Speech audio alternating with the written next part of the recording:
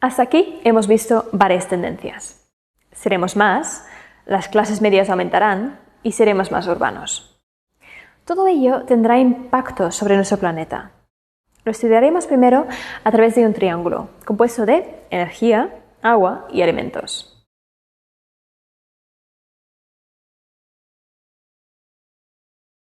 Empecemos por la energía.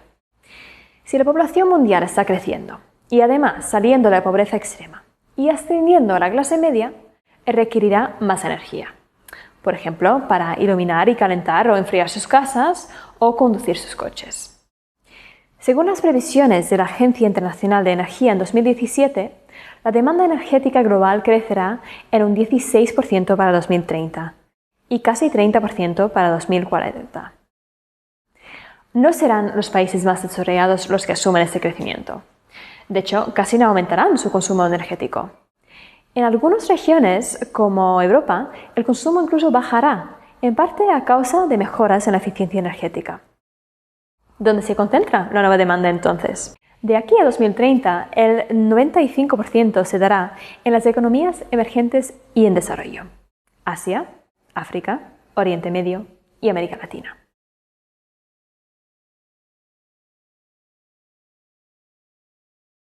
Pero, y volviendo a nuestro triángulo, para producir energía hace falta agua.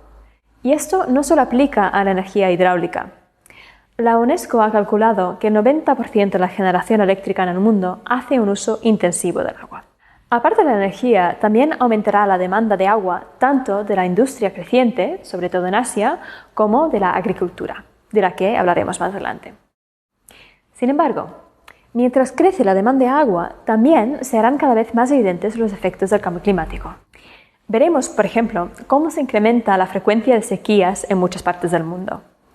Se ha calculado que, si las tendencias de consumo y cambio climático siguen, la mitad de la población mundial podría experimentar estrés hídrico para 2050.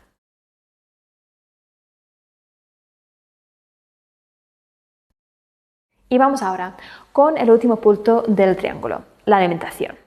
Y para ello volveremos a la clase media. Como hemos visto, los patrones de consumo de una clase media en expansión serán distintos e incluirán, por ejemplo, alimentos de mejor calidad.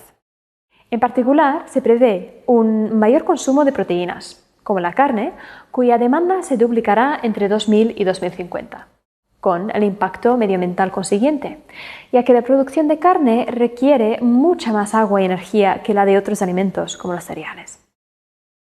A nivel macro, el resultado de las tendencias demográficas que hemos visto antes es que en 2050 la producción de comida tendrá que aumentar un 60% para satisfacer los hábitos de consumo.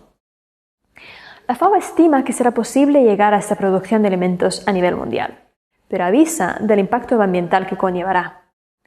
Además, a nivel local puede ser más difícil. En algunos países, entre ellos algunos de mayor crecimiento demográfico, existen factores adversos, como la falta de agua para la irrigación o de tierra cultivable.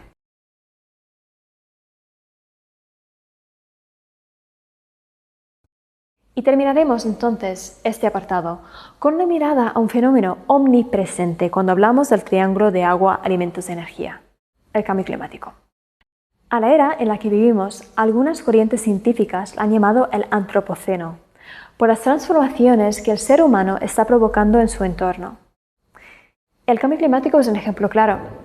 Estamos cambiando nuestro entorno físico a través del calentamiento global provocado por las emisiones de gases de efecto invernadero como el CO2. Se estima que en 20 años la temperatura media en nuestro planeta será entre 0,3 y 0,7 grados más alta.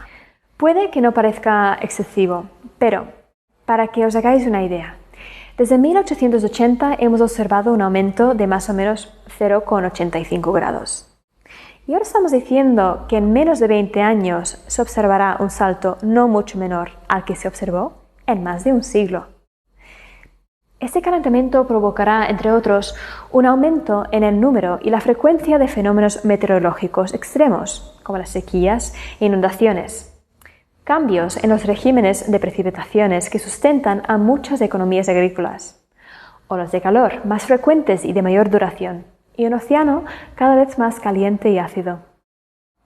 A causa del deshielo de glaciares y casquetes polares, además, subirá el nivel del mar. Países como Bangladesh, pequeñas islas como Kiribati o el estado estadounidense de Florida se verán altamente afectados. La biodiversidad y los delicados ecosistemas del planeta también sufrirán y cambiarán. Y glaciares enteros en el Himalaya o los Andes, que dan de beber a poblaciones enteras, podrían desaparecer o reducirse.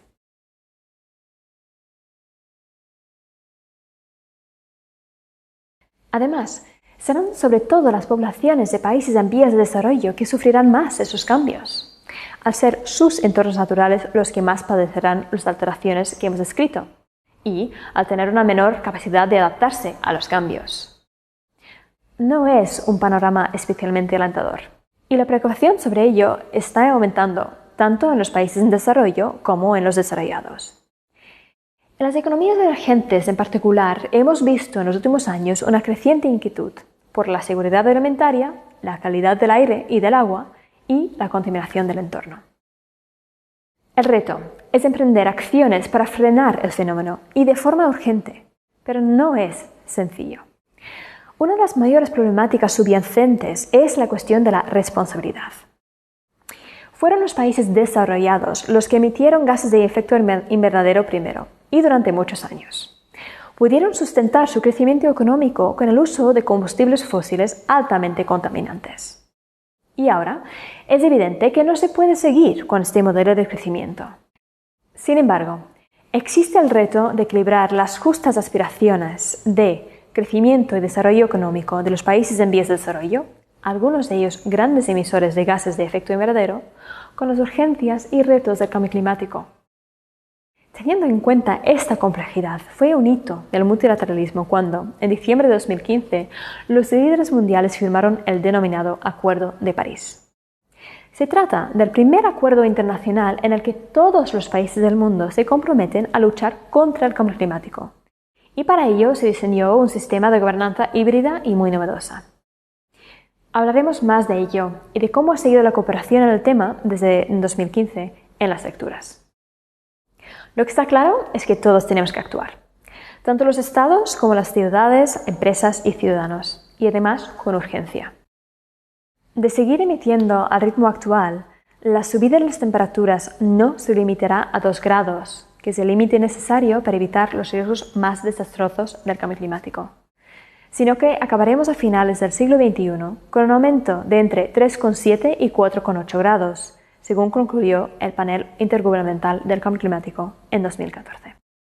Es hora de buscar alternativas para los combustibles fósiles, de mejorar la eficiencia energética y adaptarnos para los cambios que se aproximan. Estamos ante un gran reto: la transición hacia un crecimiento mundial basado en una economía con bajas emisiones de carbono. Será difícil, pero es imprescindible. No desesperemos aún.